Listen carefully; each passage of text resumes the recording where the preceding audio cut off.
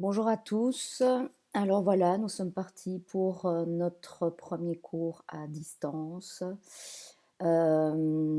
C'est exceptionnel. J'espère que vous allez pouvoir le suivre comme il faut. Donc il faut absolument que vous puissiez suivre ces capsules vidéo. Comme je vous l'ai dit, j'en posterai une par semaine. À vous de vous autodiscipliner pour les suivre, faire vos exercices et justement être du coup au taquet et préparé quand on se reverra. J'espère que vous allez bien. Alors, nous sommes partis pour cette partie droit de succession, puisque je vous rappelle qu'au dernier cours de vendredi ou de jeudi, nous avons terminé la partie enregistrement, donc je ne reviendrai pas dessus. J'entame cette partie succession. Alors, droit de succession, il faut distinguer le droit des successions et les droits de succession. Le droit des successions, c'est tout l'aspect civil des choses.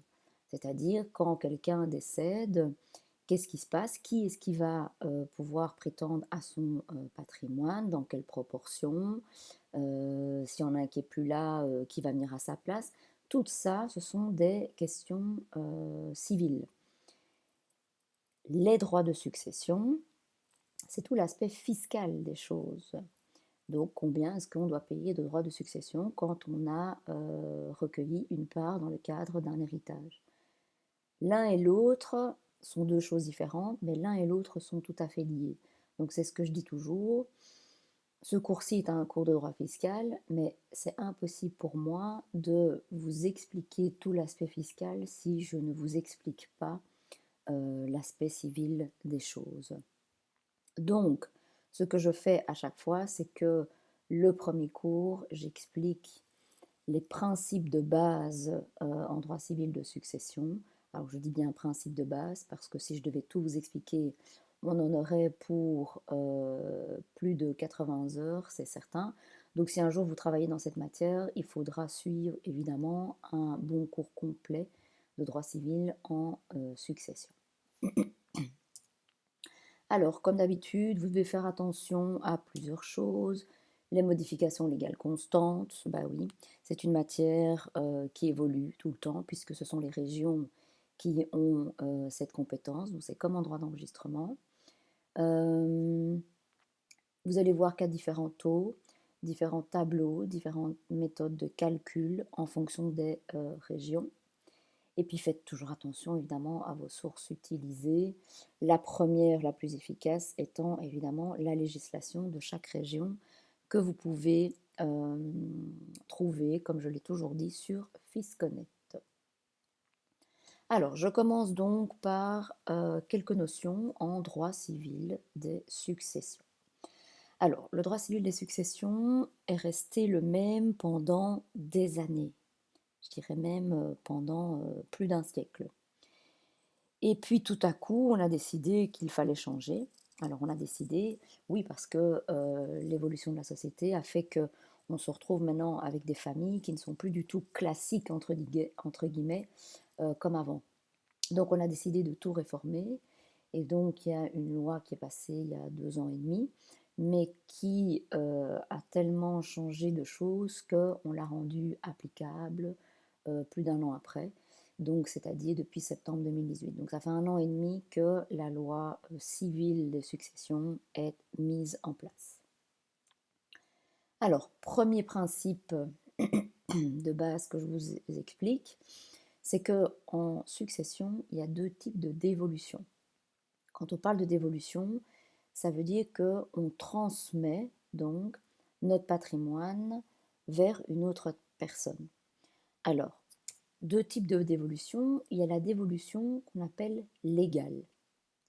Et puis il y a la dévolution qu'on appelle volontaire. La dévolution légale, c'est de dire, mais qu'est-ce que la loi prévoit lorsque je décède? À qui va aller mon patrimoine? Si je prends par exemple mon exemple, je suis mariée, j'ai 3 enfants. Si j'ai rien prévu, ben, la loi va dire que si je décède, mon patrimoine va aller en nue propriété à mes enfants et en usufruit à mon époux. Ça, c'est la dévolution légale. Mais à côté de ça, il y a donc une dévolution volontaire. Dévolution volontaire, ça veut dire que de votre propre volonté, vous décidez à qui va aller votre patrimoine. Alors, il y a plusieurs manières de le faire. On a vu la donation ensemble. Ben oui, de son vivant, on peut transmettre une partie de son patrimoine vers quelqu'un que l'on a décidé. Puis à côté de ça, il y a le testament et l'institution contractuelle. Alors le testament, ça, c'est un document que je vais pouvoir faire de mon vivant, mais qui va être applicable à partir de mon décès. Alors le testament, je ne sais pas si vous savez comment est-ce qu'on le fait, mais c'est assez simple. Il y en a beaucoup qui pensent qu'on doit passer absolument devant un notaire. Or, ce n'est pas vrai. En fait, le testament, on peut très bien le faire chez soi, pour autant, évidemment, qu'on respecte toutes les règles légales. Les règles légales étant, il faut rédiger le testament par écrit de sa main, il faut le dater, le signer, et il faut qu'il soit clair dans la désignation des personnes que l'on veut gratifier. Alors, le testament, donc, c'est ce qu'on appelle holographe quand on le fait chez soi, et puis il y a le testament, évidemment, qu'on peut faire devant un notaire. Il n'y en a pas un des deux qui a plus de valeur que l'autre. Le testament devant un notaire n'a pas plus de valeur qu'un testament que l'on a fait chez soi en respectant les formes. C'est juste, je dis toujours, une question de sécurité. Si vous le faites devant notaire, il est sûr que quand vous allez décéder, le notaire est là, c'est son rôle, il va sortir le testament.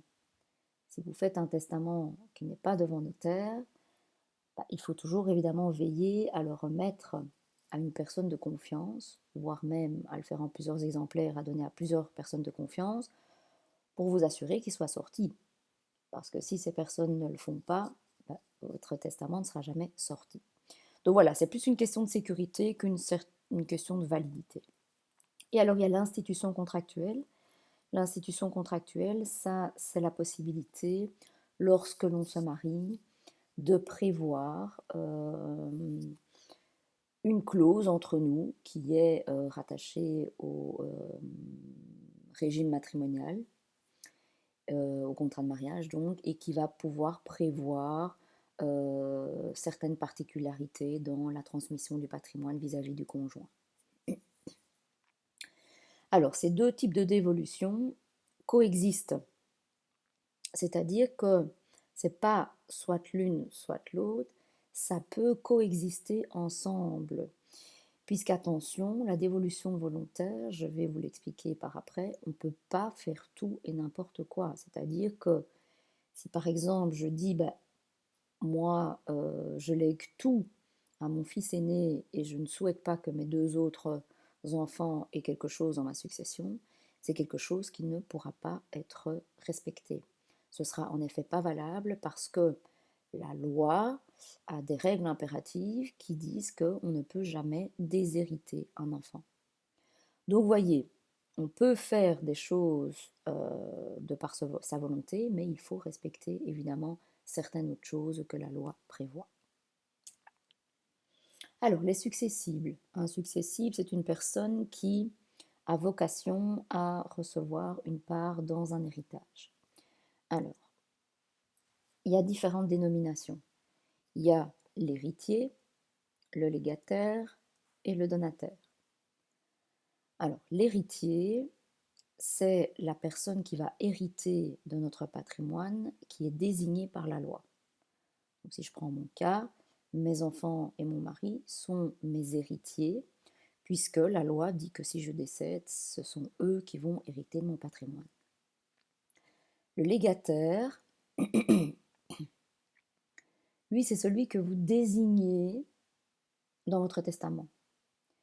Donc, vous avez décidé, exemple, je lègue 10 000 euros à la société protectrice des animaux. La société protectrice des animaux devient alors mon légataire. C'est moi qui le désigne. Et alors le donataire, celui on l'a déjà vu, c'est celui que je désigne lorsque je veux le gratifier de mon vivant. Donc de mon vivant, je décide de lui donner une partie de mon patrimoine.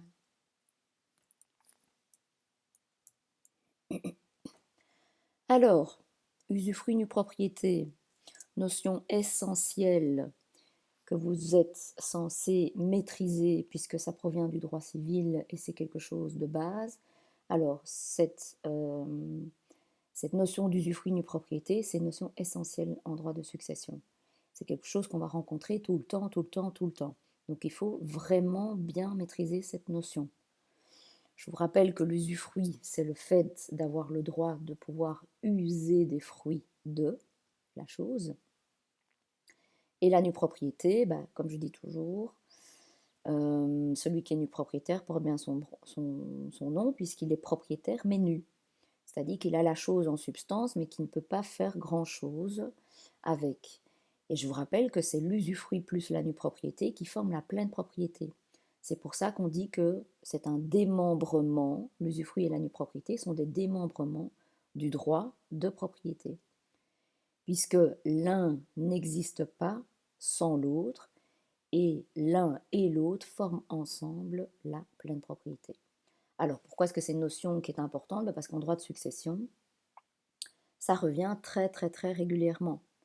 La loi, voilà, j'ai dit, si je prenais mon exemple,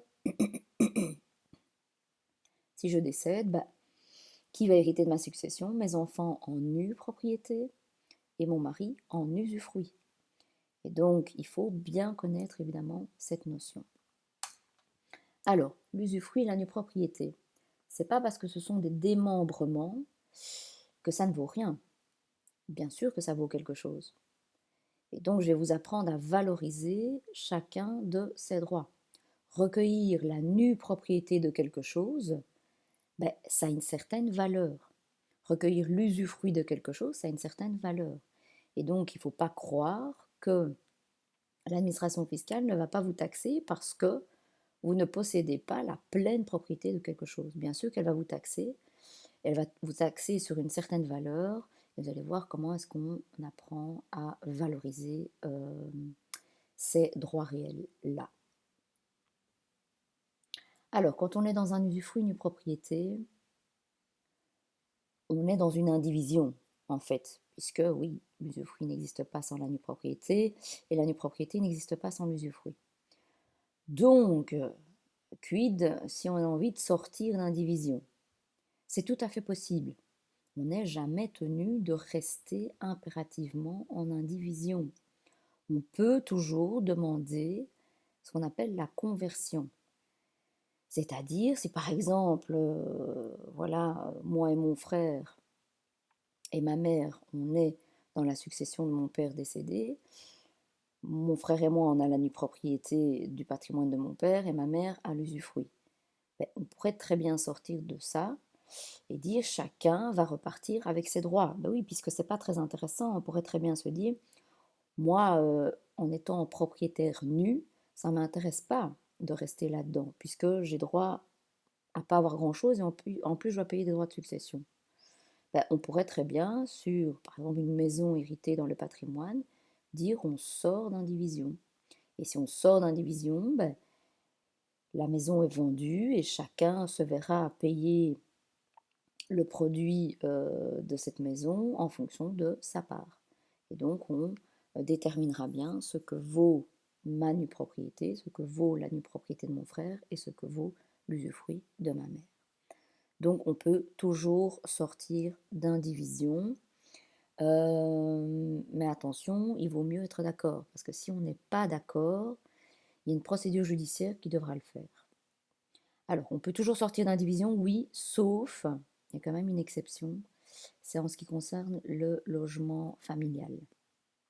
Dans le sens où le logement familial qui ferait partie de la succession, le conjoint qui en hérite l'usufruit n'est jamais tenu de sortir d'indivision s'il ne veut pas. C'est une manière de protéger en fait les familles recomposées où les beaux-enfants ne s'entendraient pas avec belle-mère ou beau-père. Et donc, si celui-ci hérite de l'usufruit du logement familial, on ne peut pas le mettre dehors. Alors, autre notion de base, la réserve héréditaire. Alors, qu'est-ce que c'est que la réserve héréditaire? Peut-être que vous avez entendu parler qu'il y avait ce qu'on appelle des héritiers réservataires. Alors, les héritiers réservataires, ce sont des héritiers qui vont pouvoir toujours bénéficier d'une partie du patrimoine du défunt. Donc ça veut dire que ce sont des gens qu'on ne pourra jamais, jamais déshériter. Impossible. Oui, la seule possibilité, c'est si cette personne a attenté à la vie du défunt. Enfin, ça c'est quelque chose de très, très, très exceptionnel. Sinon, on ne peut pas déshériter ces personnes. Alors, par exemple, si un de mes enfants, je ne le vois plus pendant 30 ans, parce qu'on ne s'entend plus et qu'on n'a plus d'intérêt à se voir, bah, si je fais un testament en disant je déshérite complètement cet enfant, ce testament ne sortira pas ses effets, puisque mon enfant aura toujours droit à avoir une partie de ma succession, même si ça fait 30 ans que je ne l'ai plus vu, et même si ça fait 30 ans qu'on n'a plus aucune relation entre nous. Alors, la réserve héréditaire, c'est donc bien une limite légale aux volontés du défunt. Donc ça veut dire qu'il faut toujours prendre en compte cette notion de réserve héréditaire. Si je fais un testament, je ne peux pas faire tout et n'importe quoi. Alors, la réserve héréditaire, à l'opposé, il y a ce qu'on appelle la quotité disponible. Qu'est-ce que ça veut dire? En fait, la quotité disponible d'un patrimoine, c'est la partie de mon patrimoine dont je peux faire ce que j'ai envie. C'est-à-dire que si j'ai envie de tout donner à une ASBL, je donne tout à une ASBL. Si j'ai envie de tout donner, cette quotité disponible, à mon meilleur ami, je donne toute cette quotité disponible à mon meilleur ami. Et donc, la quotité disponible, c'est une partie de ce patrimoine dont je peux faire ce que je veux, puisqu'il y a l'autre partie du patrimoine, bah, ça fait partie de la réserve de mes héritiers réservataires. Alors, qui sont ces héritiers réservataires? Il n'y en a pas énormément, je vous rassure. Il y a les enfants et il y a le conjoint. Mais il n'y a plus les parents. Avant la modification de la loi, les parents du défunt étaient aussi considérés comme héritiers réservataires s'il n'y avait pas d'enfants. C'est plus le cas aujourd'hui. Mais ces parents, s'ils sont dans le besoin, il y a une possibilité de ce qu'on appelle une créance alimentaire à la charge des héritiers. Alors, quelle est cette réserve? À quoi les enfants peuvent prétendre au minimum et à quoi le conjoint peut prétendre au minimum? Alors, les enfants peuvent prétendre au minimum à la nue propriété de la moitié de la succession.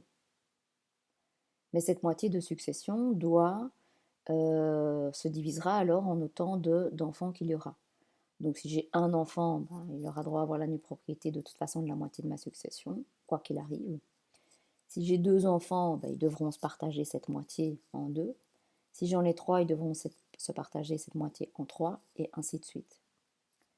Et le conjoint, il a droit à avoir au minimum l'usufruit de la moitié de ma succession. Donc ça, je vous rappelle, attention, que c'est le minimum auquel ils ont droit. Ils pourraient avoir évidemment beaucoup plus si je ne décide pas de faire légataire d'autres personnes.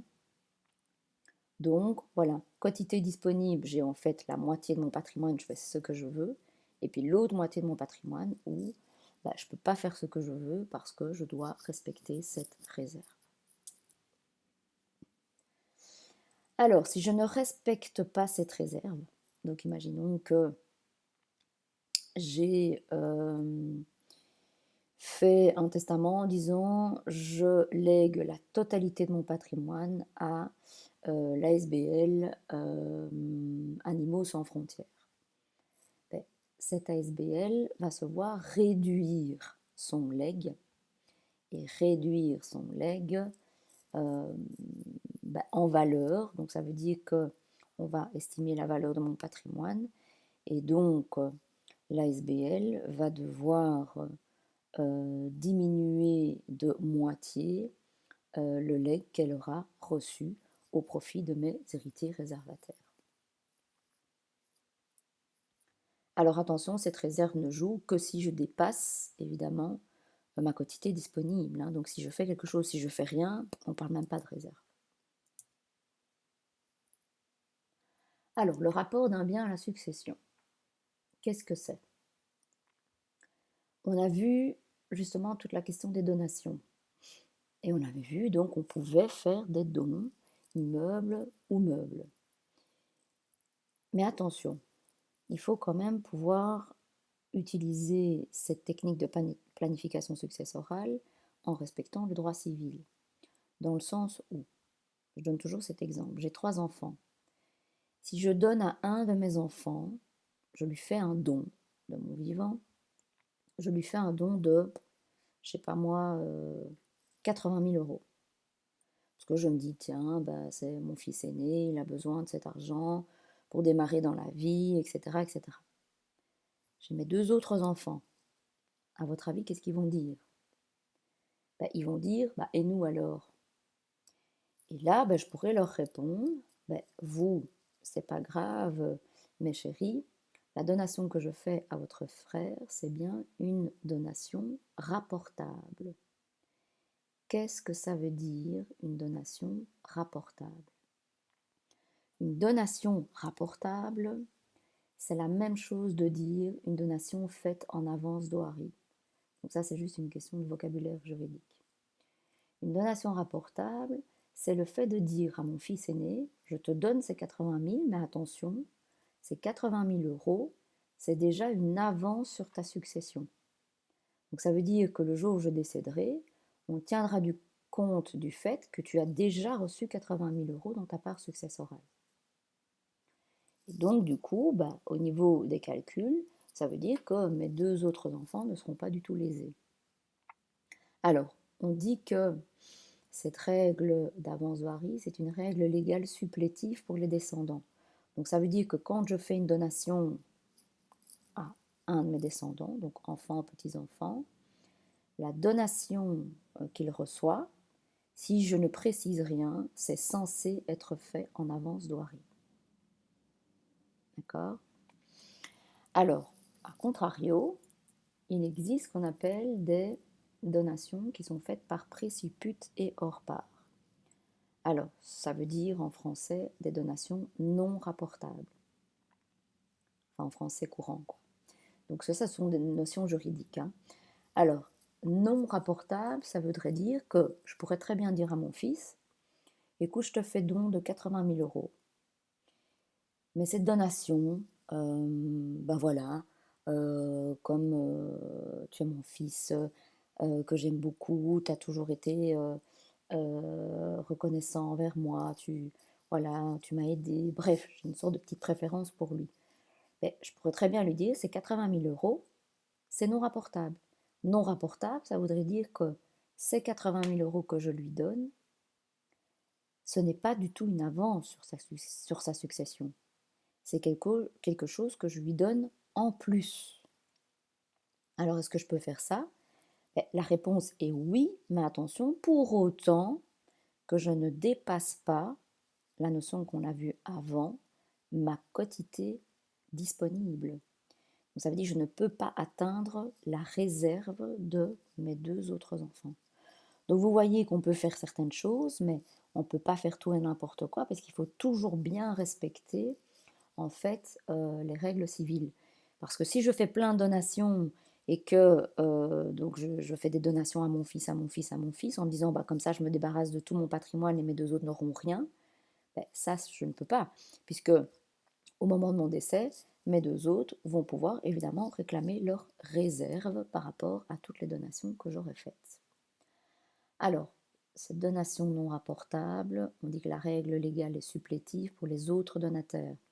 Donc ça veut dire que si je fais des donations à des autres personnes qu'à mes descendants de mon vivant, ces donations sont faites, elles sont considérées comme étant non rapportables. Donc ça veut dire que la personne gratifiée ne devra jamais rapporter, entre guillemets, la valeur de cette donation au moment de ma succession. C'est quelque chose qu'elle aura eu considéré comme étant en plus. Et donc attention, bien toujours respecter la réserve de chacun. Alors, comment est-ce qu'on rapporte? Alors le rapport, c'est évidemment fictif, hein. On ne doit pas rapporter vraiment le bien au jour du décès. On rapporte en valeur, en fait, le bien que l'on a reçu au jour de la donation, indexé au jour du décès. Donc ça veut dire que si par exemple j'ai fait don de 80 000 euros il y a 10 ans à mon fils et que j'ai fait un don de, je ne sais pas moi, d'une petite caravane à mon autre fils, aussi 80 000 euros, ben, ce qu'ils vont devoir rapporter au moment de la succession, ça va être 80 000 euros indexés au jour du décès. Donc il y a un calcul qui se fait pour dire voilà, ces 80 000 euros, aujourd'hui, au jour du décès, ils valent, je ne sais pas, moi j'invente, 90 000 euros, puisqu'il y a eu l'inflation.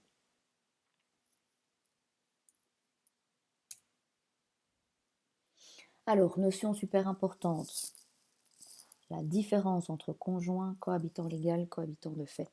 Alors ça aussi, ce sont des notions que vous auriez dû normalement voir en droit civil et en IPP aussi d'ailleurs, puisque ça a son influence. Ce sont des notions de personnes qui ne sont pas du tout les mêmes. Leurs droits civils sont complètement différents et ils subissent une fiscalité différente, et à l'IPP et en droit de succession. Alors, le conjoint, je vous rappelle que le conjoint, c'est une personne qui est mariée avec une autre. Donc, ça veut dire qu'il y a eu un mariage devant l'officier de l'état civil qui est reconnu. Et ces personnes, donc, sont des personnes mariées. On appelle ça des conjoints. Le cohabitant légal, ce sont des personnes qui ont fait une déclaration de cohabitation légale officielle à la commune, mais qui ne sont pas mariées. Et donc, le cohabitant légal, ça peut être n'importe qui. C'est pas forcément la personne avec qui on partage de l'amour. Ça peut être un ami, une cousine, un neveu, etc. Mais attention, un cohabitant légal ne peut être cohabitant légal qu'avec une seule autre personne. Et le cohabitant de fait, bah, c'est le cohabitant, c'est la personne qui vit à la même adresse qu'une autre personne. Il n'y a pas eu de déclaration légale ou quoi que ce soit, c'est juste qu'ils ont la même adresse. Alors, au niveau successoral, ces personnes ont des droits complètement différents. Le conjoint, par exemple, au niveau civil, successoral, c'est quelqu'un qui va être un héritier réservataire. Donc ça veut dire que je ne pourrai jamais déshériter cette personne. Et puis en plus, même si je ne parle pas de déshériter ou quoi que ce soit, si je n'ai pas fait un testament, rien, la loi reconnaît automatiquement que cette personne est mon héritier. Cette personne va avoir droit à l'usufruit. Donc, je disais que le conjoint, au niveau de ses droits civils successoraux, il a droit à avoir l'usufruit de toute ma succession. Et donc, en plus, c'est un héritier réservataire. Alors que le cohabitant légal, civilement, au niveau de ses droits successoraux, il est héritier, mais il n'hérite que, entre guillemets, de l'usufruit du logement familial et des meubles qui le garnissent. Par ailleurs, il n'est pas reconnu comme étant un héritier réservataire. Donc ça veut dire que si je devais faire un testament qui le déshérite, eh bien je pourrais, puisqu'il n'a pas de droit réservataire. Si je ne fais rien, si je ne prévois rien, ni plus ni moins, la loi dit qu'il a l'usufruit de l'immeuble familial et les meubles qui le garnissent. Et alors le cohabitant de fait, au niveau successoral civil, il a droit à avoir rien du tout, Donc c'est ce que je dis toujours, des cohabitants de fait, même s'ils s'aiment depuis 25 ans, s'ils n'ont pas fait de mariage ni de déclaration de cohabitation légale, eh bien, ils sont considérés comme des étrangers par rapport à la loi, donc ils ne peuvent pas hériter l'un de l'autre. Alors, fiscalement, par ailleurs, ils ont des statuts différents. Alors, le conjoint et le cohabitant, eux, sont sur le même pied d'égalité, c'est-à-dire qu'ils bénéficient des mêmes tableaux, puisqu'on va voir que ça fonctionne comme pour les donations, il y a des tableaux au niveau des droits de succession. Donc ils bénéficient des mêmes tableaux, donc des mêmes taux de droit, alors que le cohabitant de fait, il est considéré comme un étranger. Donc il est dans un autre tableau. Alors le régime matrimonial, c'est super important dans le cadre des successions parce que ça va déterminer ce qui va rentrer dans le patrimoine successoral du défunt. Alors, le régime matrimonial, je vous rappelle que ça sert à savoir quoi appartient à qui. Donc, au sein d'un couple marié, quand on acquiert des biens au moment, pendant le mariage, c'est bon de savoir quoi appartient à qui. Alors, il y a deux grands régimes, et ça vous l'avez vu en droit civil. Il y a la séparation de biens et il y a la communauté.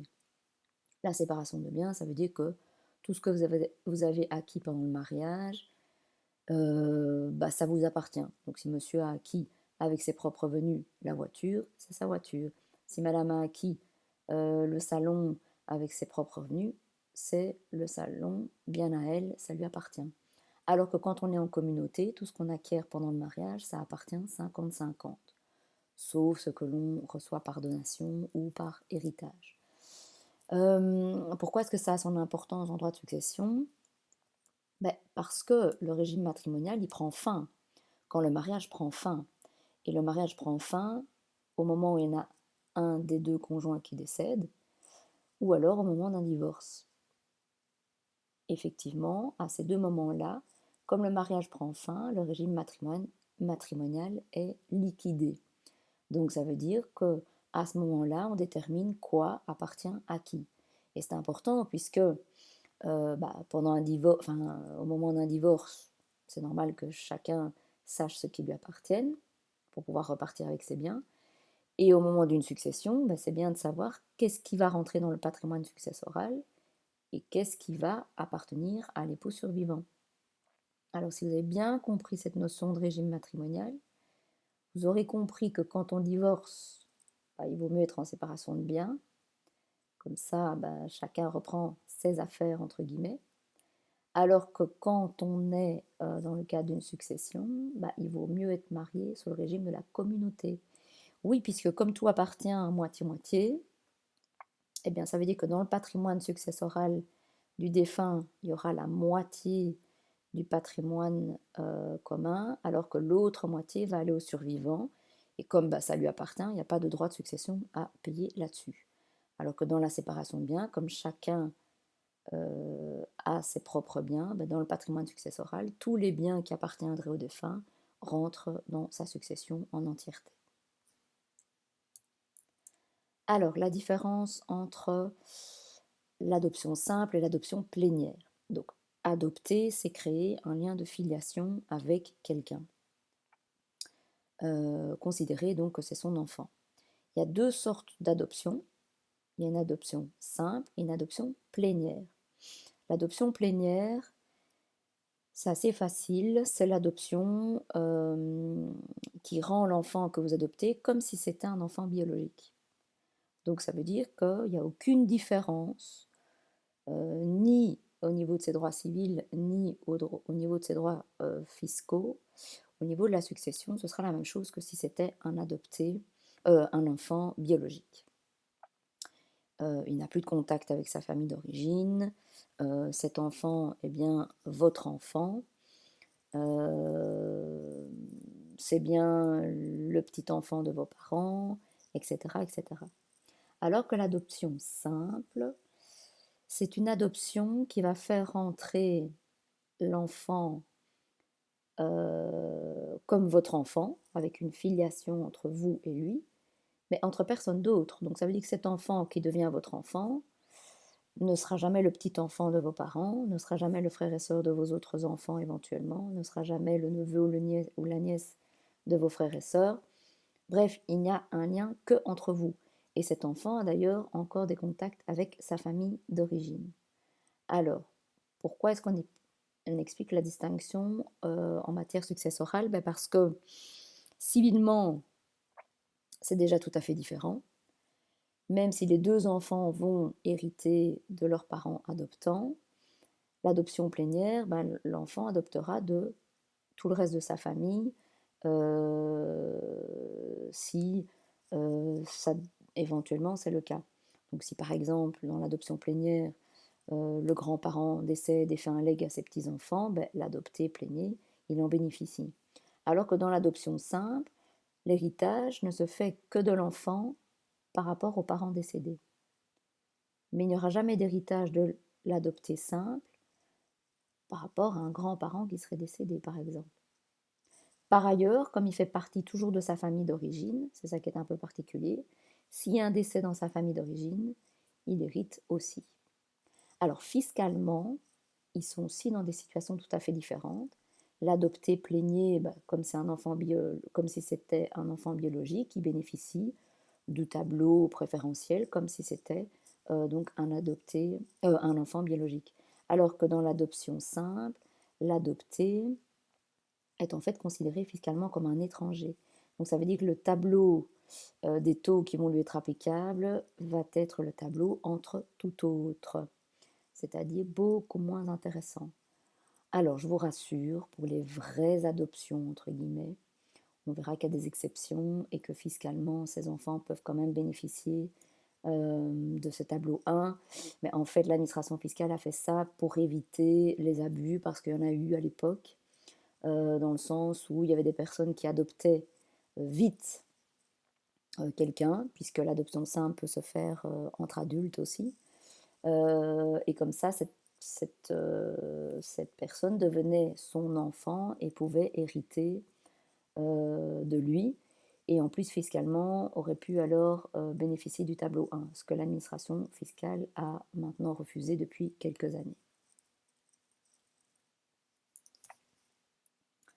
Alors le pacte successoral, ça c'est quelque chose de nouveau.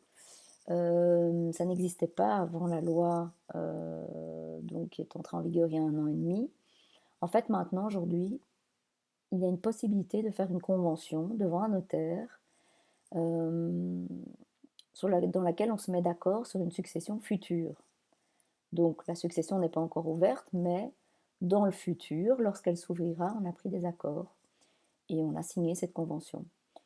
Exemple, vous vous réunissez autour d'une table chez le notaire avec votre père et vos frères et sœurs, et là, vous convenez entre vous qu'il n'y a aucun décompte qui sera fait au moment où votre père décédera.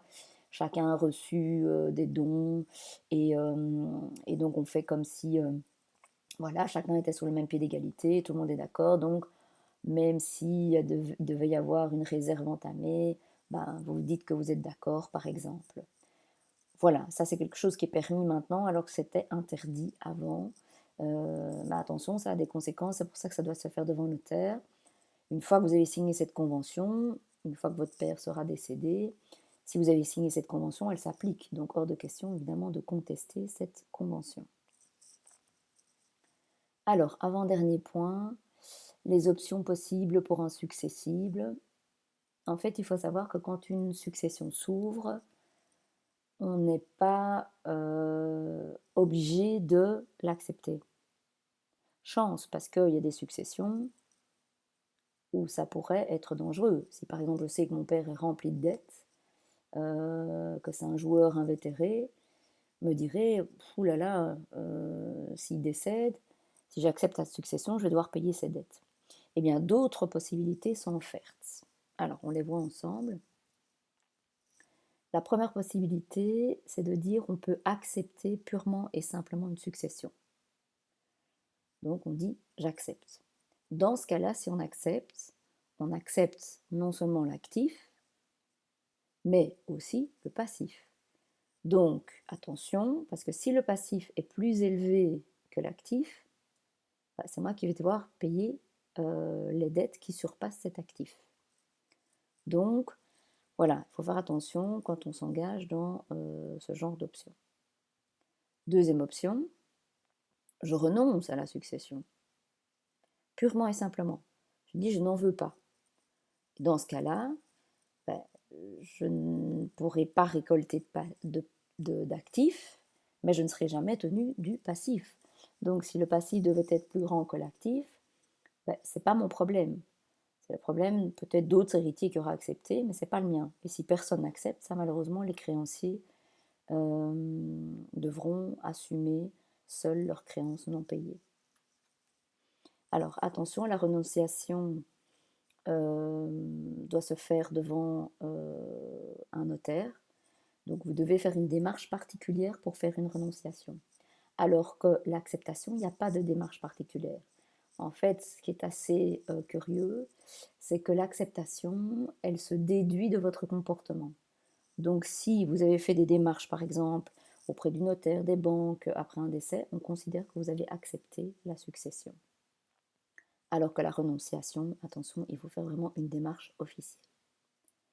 Et puis il y a la dernière option possible, c'est l'acceptation sous bénéfice d'inventaire. Là, c'est de dire j'accepte, mais je souhaite qu'on fasse un inventaire du patrimoine successoral de mon défunt. Donc, ça veut dire qu'on va faire un tour d'horizon de tout l'actif et le passif que le défunt a. Et s'il devait s'avérer que le passif est plus important que l'actif, eh bien, vous ne serez pas tenu du passif au-delà de l'actif qui aura été récolté. Alors vous allez me dire, bah alors finalement la troisième solution c'est la meilleure, parce que tout le monde ne fait pas tout le temps ça. Alors tout le monde ne fait pas tout le temps ça parce que c'est très long et très coûteux.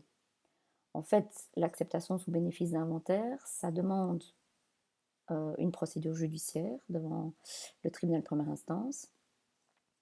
Ça demande l'intervention d'un notaire. Donc il va falloir payer évidemment la procédure et le notaire. Et puis aussi, ça met beaucoup de temps parce que le notaire doit établir, faire des enquêtes pour pouvoir vérifier au maximum tout l'actif et tout le passif qui existe dans le patrimoine successoral. Du coup, il y en a beaucoup qui font en fait la première option, hein, vous l'aurez compris. La dernière option, la seule situation où c'est obligatoire, c'est lorsque un héritier est un enfant mineur. Donc pour le protéger, pour pas qu'il commence sa vie déjà avec des dettes, on fait toujours une acceptation sous bénéfice. Alors, revenons-en à nos moutons. Au niveau de la renonciation, donc si vous renoncez, à qui va aller la succession? Eh bien, aux héritiers suivants. Donc si par exemple mon père décède et que je renonce à sa succession va aller à mes enfants. Donc si je n'ai pas envie que ça aille à mes enfants, il faut que mes enfants renoncent. Enfin, si mes enfants ne veulent pas de cette succession parce que par exemple on sait qu'il y aura trop de passifs, il faut qu'ils renoncent à leur tour. Par contre, si je fais ça en me disant, tiens, je vais renoncer à la succession de mon père parce que moi, j'ai pas besoin de son patrimoine, mais mes enfants en ont besoin, je peux le faire, mais les conséquences fiscales ne sont pas favorables, dans le sens où je devrais de toute façon payer les droits de succession dans le cadre de cette renonciation. L'administration fiscale ne va jamais accepter des conséquences fiscales qui lui seraient défavorables. Donc si par exemple moi je suis la seule héritière de mon père et que je ramasse donc tout son patrimoine successoral, j'aurais dû payer un certain montant. Alors que si je renonce et que ça va à mes 3 enfants, on pourrait dire, ah tiens, mais comme ils sont chacun avec un tiers, les droits de succession seront moins élevés puisque c'est divisé chaque fois par 3, on recommence de zéro. Non, en fait non. Là, l'administration fiscale ne l'accepte pas. Je suis obligée d'abord de payer les droits de succession que moi j'aurais dû payer. Et puis après, oui, si je renonce, évidemment, le patrimoine va avec mes enfants, mais fiscalement, c'est pas avantageux. Alors, la renonciation implique que je renonce à tout ou à rien. Donc c'est pas du tout comme le saut générationnel. Je ne peux pas renoncer à une partie, garder une autre, etc. Non, le saut générationnel est bien plus intéressant. Donc si vous avez vraiment envie de passer à la génération suivante, il vaut mieux opter pour la technique du saut générationnel. Pour autant que vous soyez en Flandre, puisque pour l'instant, il n'y a qu'en Flandre qu'on peut le faire, comme on l'a déjà expliqué. En Wallonie, le principe existe, mais il n'est pas encore applicable. Et à Bruxelles, ça n'existe pas encore, comme on l'a déjà expliqué. Alors, vous voyez, donc tout ça, ce sont les principes de base, je dis bien de base, du droit civil des successions, parce que si je devais tout vous expliquer, on en aurait pour toute l'année, hein. Donc si un jour vous travaillez dans cette matière, pour ne pas faire de bêtises fiscales, il faut être vigilant sur les aspects civils d'un patrimoine successoral. Donc ne jamais oublier que l'un est lié avec l'autre. Alors je passe maintenant donc à ma partie fiscale pour traiter des droits de succession. Quels sont les droits de succession à payer en Belgique et ou à l'étranger, parce qu'on va voir qu'il y a aussi des droits à payer à l'étranger. Il y a pas mal de choses, évidemment, à dire. Et on va commencer par les droits qui sont dus en Belgique. Alors, je commence par les droits de succession qui sont dus en Belgique. Quand est-ce que des droits de succession vont-ils devoir être payés à l'administration fiscale belge? Eh bien, tout simplement lorsque un habitant du royaume décède. Habitant du royaume, ça veut donc dire un résident belge. Peu importe sa nationalité, hein. Donc, si une personne de nationalité italienne, mais qui est résidente belge, décède, eh bien, ses héritiers vont devoir payer des droits de succession en Belgique, puisque cette personne est bien résidente belge. Les droits de succession vont être calculés sur la valeur de la totalité des biens meubles et biens immeubles, moins les dettes, on le verra la semaine prochaine, qui sont présents dans le patrimoine successoral du défunt. Donc ça veut dire que vous allez devoir faire une déclaration de tous les biens qui composent l'actif et le passif de la succession de la personne dont vous héritez. Oubliez quelque chose, hein, genre oublier un compte en banque à l'étranger ou un bien immeuble à l'étranger, ça s'appelle de la fraude. Donc attention à ça, d'autant qu'en plus il existe maintenant pas mal de conventions internationales d'échange d'informations, donc ça devient très compliqué de cacher quelque chose. Bref, donc le principe c'est de dire on doit payer des droits de succession sur la valeur de l'entièreté des biens meubles et immeubles qui composent la succession d'un résident en Belgique. Alors, il y a aussi des droits de mutation par décès. C'est un petit peu la même chose que les droits de succession, sauf qu'ici, c'est lorsqu'un non-habitant du royaume, donc un défunt qui ne serait pas habitant du royaume, mais qui aurait un bien immeuble situé en Belgique, eh bien, ses héritiers vont devoir payer des droits. Et ça ne s'appelle pas des droits de succession, ça s'appelle des droits de mutation, mais le principe est le même. Donc ça veut dire, par exemple, un résident espagnol qui a un appartement ici en Belgique parce qu'il a de la famille ici et qu'il aime bien avoir son pied-à-terre en Belgique, dans sa succession, si cet appartement est présent, comme l'appartement est sur notre territoire, eh bien, les héritiers vont devoir payer des droits de succession en Belgique, qu'on appelle droits de mutation. Il faudra donc que ces héritiers fassent une déclaration de mutation par décès, comme quand il y a des héritiers ici en Belgique qui doivent faire la déclaration de succession, c'est la même chose, hein, ça se ressemble, sauf qu'il faut indiquer que le bien immeuble dans cette déclaration, la valeur. Ça doit se faire dans les mêmes délais qu'une déclaration de succession, on verra ces délais plus tard, auprès du bureau compétent, c'est-à-dire du lieu du bien immeuble. Alors, les taux qui seront applicables pour devoir calculer ces droits de succession, c'est exactement la même chose que si c'était des droits de succession sur des valeurs ici en Belgique. Il faudra aller voir les taux applicables de la région, du lieu, du bien immeuble. Et alors je termine ce cours en expliquant le cas particulier du bien immeuble étranger, à savoir l'article 17 pour Bruxelles et la Wallonie, ou l'article 27504 pour la Flandre. En fait, cet article-là, il nous sauve d'une éventuelle double imposition. Dans le sens où, comme je viens de vous l'expliquer, la Belgique taxe en droit de succession des héritiers qui hériteraient d'un bien qui est chez nous en Belgique. Eh bien, il faut savoir que tous les pays du monde le font. Donc, si par exemple, mon père décède et qu'il a, je ne sais pas moi, un appartement en Espagne, ben, cet appartement qui est en Espagne, l'Espagne va réclamer des droits de succession. Donc, ça veut dire que, si vous comprenez bien les choses, ça veut dire que je devrais payer des droits de succession sur le bien immeuble en Espagne et des droits de succession ici sur ce bien immeuble, puisqu'il va faire partie du patrimoine successoral de mon père. Et qu'il faut bien tout déclarer, puisque il y a des droits de succession à payer sur tout le patrimoine.